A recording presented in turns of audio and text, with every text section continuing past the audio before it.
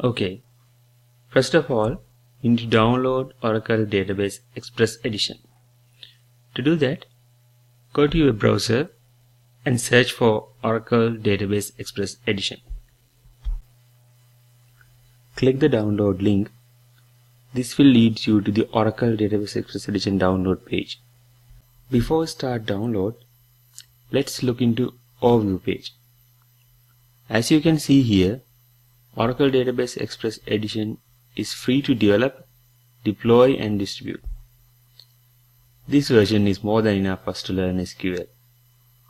So let's move on to the download page. Accept the license agreement and click the download link according to your operating system platform.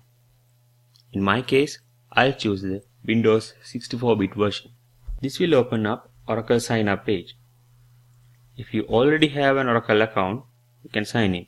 But if you haven't, click the create account button to create new one.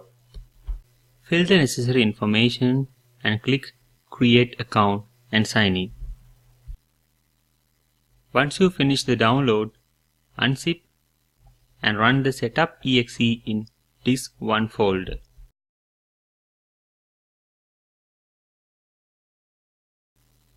Click next on installation wizard. Accept the license agreement and click next. Choose the destination folder. You can keep the default folder or create new folder on different drive. Then click next.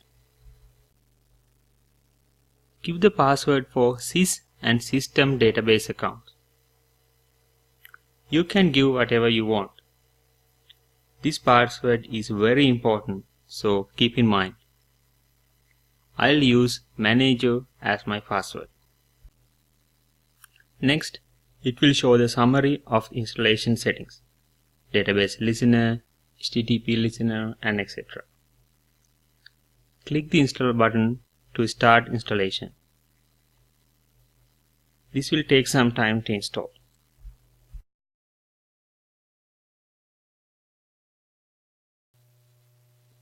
Once it finishes the installation, go to the Start menu, Oracle Database 11g Express Edition, and select Run SQL command line.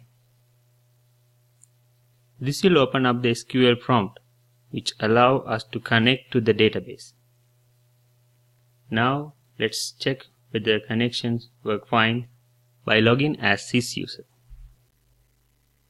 Type the command connect sys as sysdba and type the password.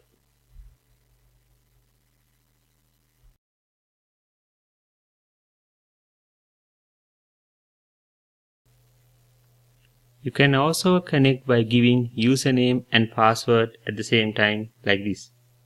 Connect sys/manager as sysdba.